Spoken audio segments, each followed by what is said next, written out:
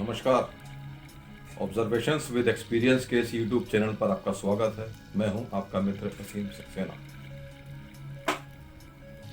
कुरुक्षेत्र में महाभारत के दौरान गीता का ज्ञान दिया गया था और ज्ञान देने का जो मुख्य कारण था वो ये था कि अर्जुन ने जब अपने रिश्तेदारों को युद्ध के मैदान में अपने विरुद्ध खड़े देखा तो वो विचलित हो गया और विचलित होकर उसने मैं युद्ध नहीं करूंगा कह के हथियार डाल दिए।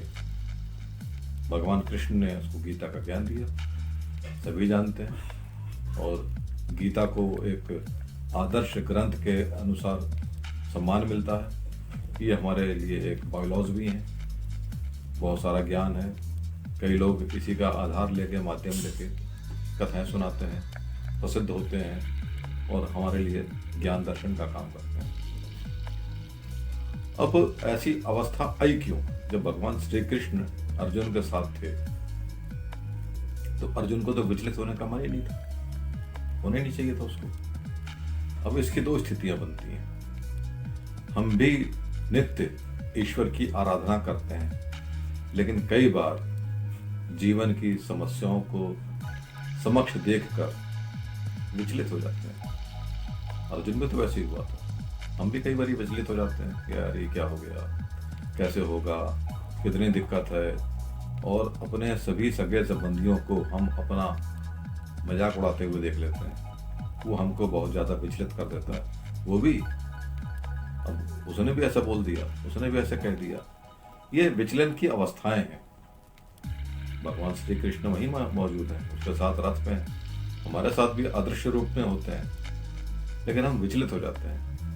इस मन के विचलन के संयम को ही साधना कहते हैं। बड़ा मुश्किल है, हम सभी विचलित हो जाते हैं, घबरा जाते हैं, ये क्या हो गया। ये तब होता है जब हम में कर्ता भाव आ जाता है कि मैं करता हूँ इस चीज को, मैं कैसे कर पाऊंगा। हम तो कर ही नहीं सकते, करने वाला तो परमात्मा है। हमने तो खाली उसके गाइडलाइंस के हिसाब से चलना है। दिक्कत तब आती है ना जब हम उसकी धार छोड़ देते हैं। कोई भी पतंग जब तक डोर से बंधी होती है आसमान में ऊंचाइयों पे उड़ती है, और जैसे ही डोर से उसका कनेक्शन टूट जाए वो कटी पतंग की तरह पता नहीं कहाँ जाएगी और क्या उसका हश्र होगा। हमारे साथ भी यही दुर्दशा होती है। जब तक ईश्वर का हमने संग पकड़ा हुआ है, साथ पकड़ा हुआ है, कोई दिक्कत नहीं आती। द्रौपदी ने भी भगवान श्री कृष्ण से बोला था कि महाराज आपने इतनी देर लगा दी, दुशासन ने इतनी बेइज्जती कर दी, अब ये क्या स्थिति है। हम जब भी कभी ऐसी अवस्था में फंस जाते हैं कि हम निरुत्तर हो जाएं, हमारा अहंकार हमारे आड़े हाथ आ जाता है, हम ईश्वर को कुछ देर के बाद याद करते हैं कि ईश्वर रक्षा करो। उस बीच में हमारे साथ जो भी अभद्रता बदतमीजी होनी है वो हो जाती है, जो हमारे लिए बड़ी अपमानजनक और असहनीय होती है। लेकिन अगर हम ईश्वर को साथ रखें तो ऐसी अवस्था ही नहीं आएगी। लवकुश के ऊपर बाण चलाए, महारथियों ने बाण चलाए, लेकिन जैसा कि हमने टीवी सीरियल्स में देखा है कि वो एक चक्र सा बन जाता था, अदृश्य चक्र, जैसा पृथ्वी के चारों तरफ बना हुआ, जो अल्ट्रा वायलेट रेस को वापस भेज देता है। जैसे आसमान नीला दिखाई पड़ता है, वो तीर आते थे, लवकुश पे नहीं लगते थे, वापस चले जाते थे। ऐसे ही अनेकों विष बाण लोगों की ईर्ष्या के हमारे खिलाफ आते हैं, लेकिन ईश्वर ने हमको प्रोटेक्शन दे रखी होती है। हमको पता नहीं चलता, विषबाण आते हैं और डीएक्टिवेट हो जाते हैं, नष्ट हो जाते हैं, विध्वंस हो जाते हैं। हमको पता ही नहीं होता कि क्या क्या हो गया। एग्जाम्पल के तौर पे एक परिवार था, छोटा सा बच्चा था, वो पलंग पर सो रहा था, तो एक विषैला जीव कमरे में आता हुआ नजर आया। माँ ने देख लिया कि तो विषैला जीव है, बच्चे को आहत कर देगा।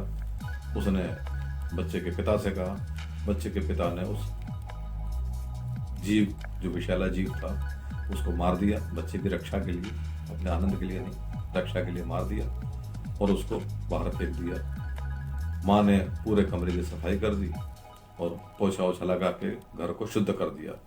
जब बच्चा उठा तो उसको तो पता ही नहीं उसके पीछे क्या हो गया, वो तो वैसे ही रहा साफ सुथरा, कोई दिक्कत नहीं। ऐसी कई समस्याएं आती हैं जो ईश्वर हमारी जानकारी के बिना ही समाप्त कर देते हैं, हमको पता ही नहीं चलता। कई घटनाएं तो हमारे सपनों में निकल जाती हैं, वो भी एक वाउचर की एंट्री होती है, उसको होना होता है, वो हो जाता है, वाउचर एंट्री क्लियर हो जाती है। तो जीवन का जो ये रण क्षेत्र है, इसके अंदर हमको अपनों से ही युद्ध करना होता है। हमारे साथ जो काम करते हैं, जो परीक्षा में बैठते हैं, जो कंपटीशन में होते हैं, वो हमारे जानने वाले ही तो होते हैं। वो हमारे मित्र हों, मित्र के मित्र हों, किसी ना किसी प्रकार से वो परिचित होते हैं, और हमने उनके बीच में ही अपने विजय यात्रा को आगे पूरा करना होता है, मंजिल तक जाना होता है। यही जीवन है, यही कुरुक्षेत्र में, गीता में भगवान श्री कृष्ण ने ज्ञान दिया और अर्जुन ने विजय पताका लहराई। सब कुछ करना होता है परमात्मा ने। क्रेडिट और डेबिट हमारे अकाउंट्स में आते हैं। अगर हमने ईश्वर के इशारे को समझ लिया, उसी के हिसाब से चलते रहे, तो क्रेडिट्स की भरमार लग जाएगी, और अगर हम कहीं ना कहीं चूक जाए तो डेबिट्स भी आ जाते हैं। यही जीवन, यही रण क्षेत्र है, यही कुरुक्षेत्र है। यहाँ तक सुनने के लिए बहुत बहुत धन्यवाद। आपका जीवन शुभ हो। नमस्कार। नमस्कार।